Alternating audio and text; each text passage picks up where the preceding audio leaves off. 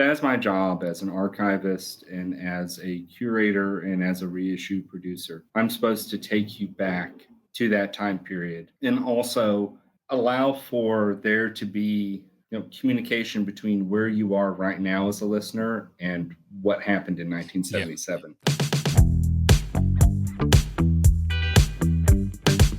Hi there, I'm Rodney. I run This Must Be Talking Heads, the Instagram account, podcast, and now YouTube channel. The podcast runs sequentially through all of the band's albums, but I'm trying to do more of this kind of thing, so I hope you'll subscribe here to see all kind of reviews and interviews and tidbits. I'm going to try and make it worth your while. But for right now, I sat down with a very special guest who has dedicated a lot of time to producing Talking Heads reissues and preserving bonus content, so without further ado, today I will be interviewing... Hi, my name is Jason Jones, and I am Senior Director of A&R at Rhino Entertainment. I am the producer of the Talking Heads Archival series. If you've seen or been curious about the Stop Making Sense expanded reissue or that 77 box set, which I've made a review video for, and you can go check that out, Jason knows everything there is to know about all of those because he's the guy that manifested them into existence. I had a ton of questions and he said that he was happy to tell me everything that he could. So without further ado, here's my interview with Jason Jones from Rhino Records.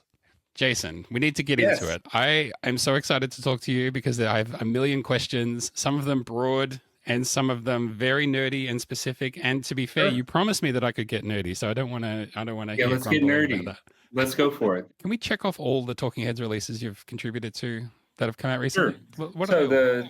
We'll start with the Stop Making Sense Deluxe Edition, yep. the A24 version. I wondered about that. They used the same mastering that I did for the 2023 version. Oversaw the releases of Little Creatures, True Stories, and Naked that came out in October of 2023. Yep. I oversaw the solo record releases. So the Catherine Wheel, the 2 LP version, and the Red and the Black, and since we only have US and Canada rights, there's a 2 LP version of the Tom Tom Club record as well. So I oversaw those. Okay, so there's that. The WCOZ release, oversaw that, and the Talking Head 77 box. So we're up to date. So that's pretty exhaustive already. We're just getting started. To sum up the last few years, it's been, let's maybe reissue some of the albums that haven't had as much love as the first couple or the ones that are most beloved. Let's reissue all of them and get everything up to date. And then we arrive at this point now where we're at, where it's like, what can we do to push it even further? Not only did we have the good fortune of all the original tapes, but also all the original session tapes. And, for the first record, there's tons of B-side material, alternate mixes, stuff that had been a part of previous collections, the Once in a Lifetime box, that digital bonus tracks and rarities compilation. I kind of looked at this as an opportunity to kind of take all those disparate elements and put them into one place and contextualize them for the very first time. And also the real kind of, gems that were there from the studio material were the alternate version of Psycho Killer, which is fantastic. It's great. And also that alternate mix of Pulled Up, which has the horns. It's kind of more in line with it's very different. Tony Bon Jovi kind of vision of what that record was supposed to be, which thankfully Ed Stasium kind of stopped that from happening.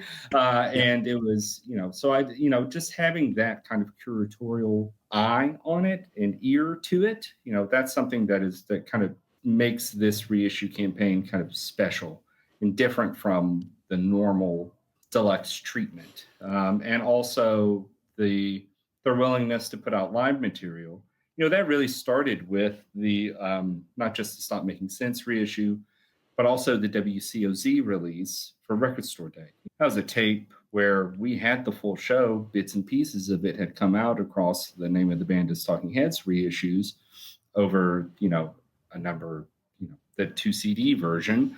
But the full show had never been issued. And it is a dynamite show.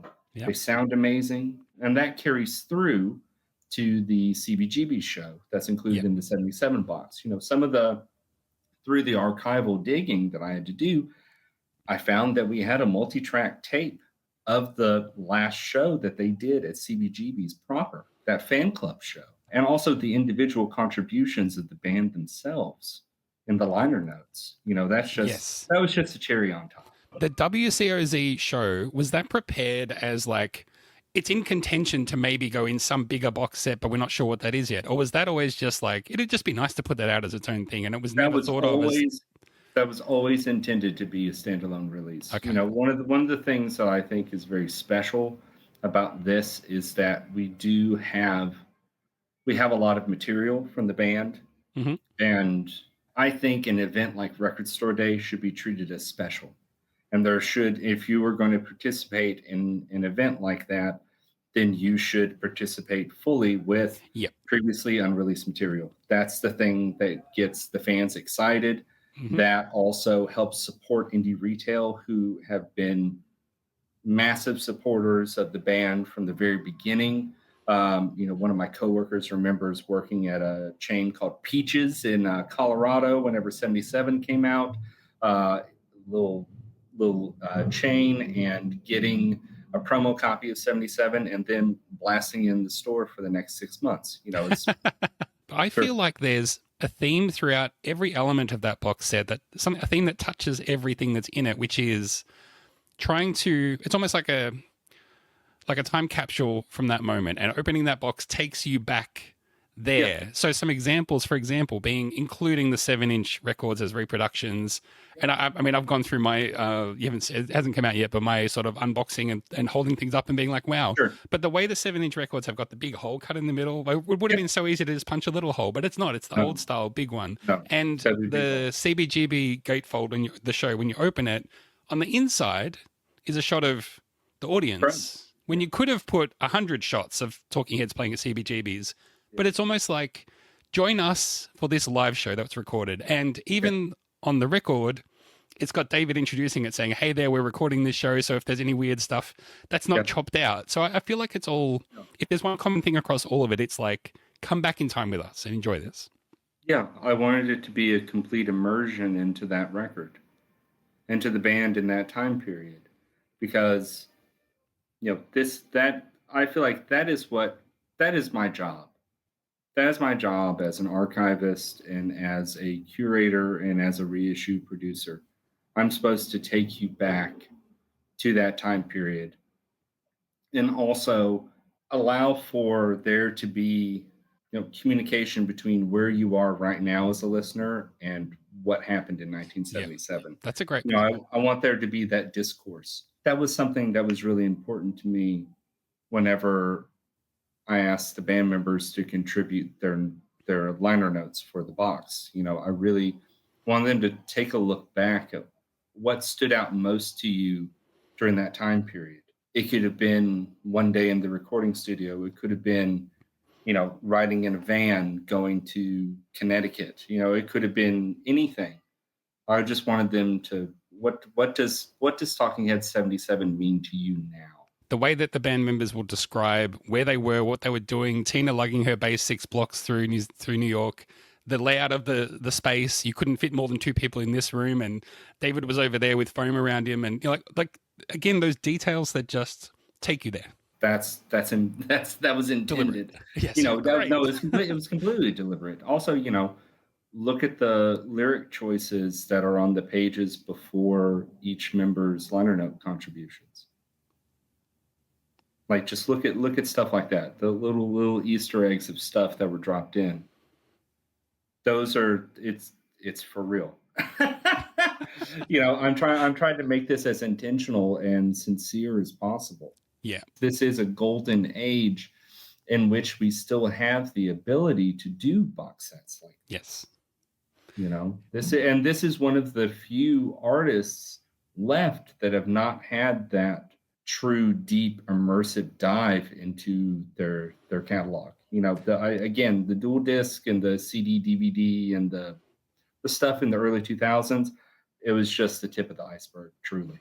The other amazing thing, and that it really creates this sort of feedback loop of authenticity is the involvement of Ed Stasium. Because when I saw, he recorded that live show and he also helped pull this together, like that is mind blowing. And Ed had already worked on the Atmos mix of the record as well. Yep. So there was already a pre-existing dialogue and trust there for Ed to be a part of it. And whenever I saw that Ed had actually recorded that CBGB show, it was like, okay, Ed, like let's do this again, man. Like let's work your magic, man. Let's work your magic, because Ed is phenomenal. Let's dig into the Stop Making Sense stuff, because I had questions about it. And I know A24 handled the film side. Yes. And I've heard, they went to extreme lengths to get original negatives and basically doing the same thing that you did for the audio. Was there any cross-pollination of, I found this audio, I found this film, let's, collaborate? Because sourcing the material for CDs, Big Business, Zimbra must have been, like, going back to the original tapes, that must have been a job. Yeah, no, and fortunately, we had all of the, we had tape on all the nights. So we were able to go back and find the original sources for those performances that were originally included on the VHS release and the Laserdisc and DVD were they in release. Jerry's garage, or where were they? No, those were audio tapes were in the Warner Vault. The Warner Vaults, right. Yeah. So we had the good fortune of that, and we were able to easily find those sources and kind of splice those into the original sequence of the performance, so that we could present the full performance for the very first time. Now, the one thing that was an editorial decision that was a request was to include the original 1984 version of Psycho Killer as the first track, not the version that was included in 99 with the I've got a tape I want to play intro. That was a decision that the band made, that was what they wanted as a part of this release. But it seemed like they were overall very, very happy with the work that happened in 99 on that. Them revisiting that material through the A24 release, that was very much the time where if they wanted to make any adjustments to the soundtrack release, that was the moment. I got the feeling with the film reissue that they were very keen to stay very faithful to the original version. So yes, I mean, again, the soundtrack, or I guess you think of it as its own audio release, but some people, I guess, might say that's a soundtrack to the movie, but it's not. It's different. And it's a little bit of a relaxing of the let go of what it was originally to, first of all, expand it. It's been expanded for CD, but expanded on LP, but also now include those tracks. It's like, well, but we didn't do that. It gives so much to the fans, but it requires from them just a slight relaxing of the let go of the control, Yeah. Well, also, I think that everyone has to think about the fact that, the inclusion of cities and Big Business Zimbra, that would have necessitated a 2 CD release. Yeah. Which that would have been way more expensive in 1999, particularly with the kind of packaging that they were going with. The age of the vinyl renaissance, and also the enduring impact of the CD format in streaming really necessitated or opened up a door for us to be able to do a 2 CD version and 1 Blu-ray version of Stop Making Sense, a 2 LP version of Stop Making Sense. That really, it was the right time to do it.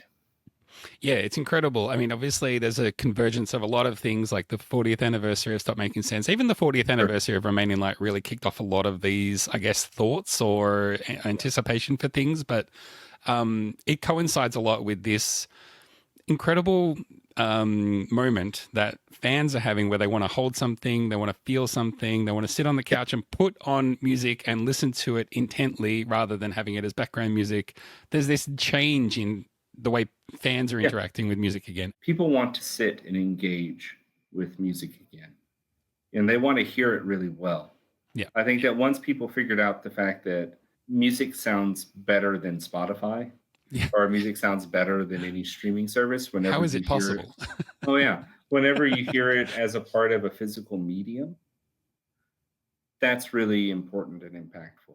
And also, this is a band that has a really young fan base through Discovery and through a lot of the other younger artists who are celebrating their work. Yep. sometimes when I talk to people and interview them, I'm like, look, I can throw questions at you, but maybe there's something that you're thinking like, I would love to tell this guy that story or whatever. So, I mean, rather than me prompting you with anything, maybe just say like, is there something I should be asking you, or is there a story I can somehow tease out of you that is amazing?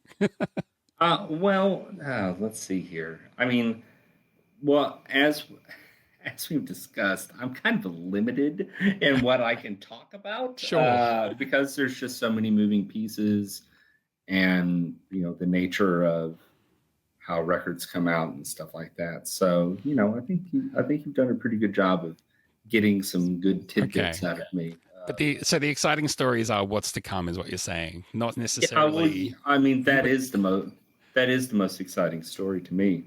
I already tapped you for this earlier, but yeah, I mean, I hope that this isn't the last time that we talk about all of this stuff. And I don't know if it's like a year from now or every 6 months, I don't know, but it would be just so good to touch base with you about whatever comes out in the future, if anything, and what went into it, because it's so interesting.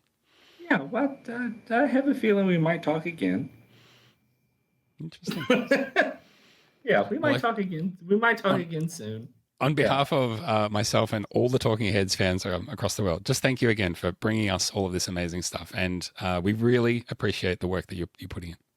Awesome. Thank you so much. Thank you for having me. Thanks, mate. Whew. I hope you enjoyed that even half as much as I did. And if you're excited for more Talking Heads releases and bonus material and official live releases, then the future looks incredibly bright. There'll be plenty more content coming here from me very soon about all kinds of stuff. But for now, just stay subscribed. Thanks for watching, and I'll see you next time.